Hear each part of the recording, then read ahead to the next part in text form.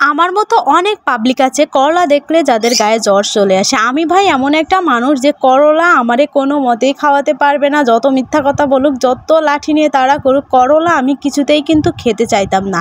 আর সেই মানুষটা এখন করলা দেখলে মনে হচ্ছে আমি সব একসাথে খেয়ে নিই। আসসালামু আলাইকুম, সবাই কেমন আছেন? আলহামদুলিল্লাহ আমিও ভালো আছি, আশা করি আপনারা ভালো আছেন। তো এগুলো করলাকে উঠতে আমি ঠিক বলতে পারতেছি না, মেবি করলাই হবে। যাই হোক, আমি এখনও করলা উস্তের ভিতরে পার্থক্য খুঁজে পাচ্ছি না, কিন্তু হয়তো বা এগুলো করলা। তো আপনারা বলতে পারেন এগুলা কি।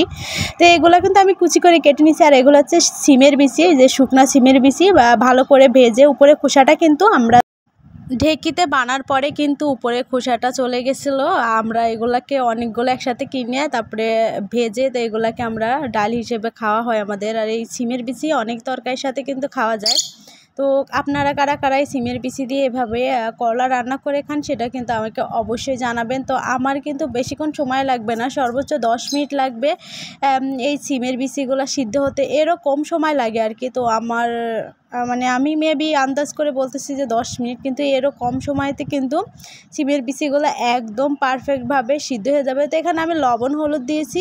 আর ভিডিওটা কে কোথা থেকে দেখছেন অবশ্যই জানাবেন। আর এখানে আমি কাঁচামরিচ বাটা, জিরা বাটা, রসুন বাটা আর হচ্ছে সরিষা বাটা। সরিষা বাটা কিন্তু আমরা সব তরকারিতে খাই, আমি কিন্তু এখানেও সরিষা বাটা দিয়ে নিছি। দিয়ে এটা আর একটু ভালোভাবে সিদ্ধ করে নেব। সিদ্ধ কিন্তু আমার হয়ে গেছে। তারপরে আমি যেই মরিচগুলা দিলাম এগুলা দিয়ে আমি সিদ্ধ করে নেব। এবার হচ্ছে আমার করলাগুলো দিয়ে নিচ্ছি।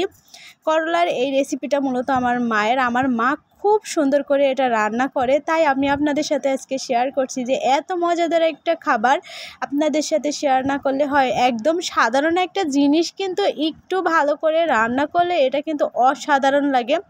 তো পানিটা কিন্তু প্রায় শুকিয়ে গেছে। আমি কিন্তু করলা এমনিতে অল্পতেই কিন্তু করলা সিদ্ধ হয়ে যায়। করলা সিদ্ধ করতে আহামরি বেশি সময় লাগে না।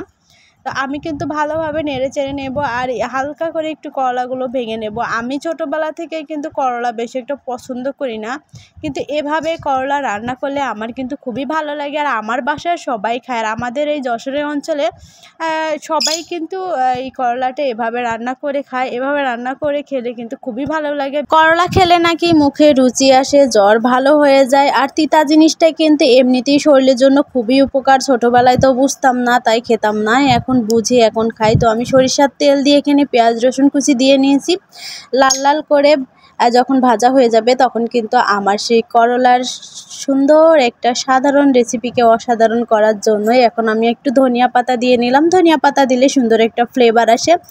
আর এভাবে রান্না করলে অনেকে তিতার জন্য করলা খেতে চায় না, সেই তিতা ভাবটাও কিন্তু থাকে না। আমার রান্নাটা দেখে কিন্তু আপনারা বুঝতে পারতেছেন যে কতটা ইয়ামি হয়েছে। একবার হলো ট্রাই করতে পারেন এভাবে, আর অবশ্যই কিন্তু আমাকে রিভিউ দিবেন যে আপনাদের এই করলা খেয়ে কেমন লেগেছে। তো সবাই ভালো থাকবেন। এতক্ষণ সাথে থেকে বকবক শোনার জন্য অসংখ্য ধন্যবাদ। আল্লাহ।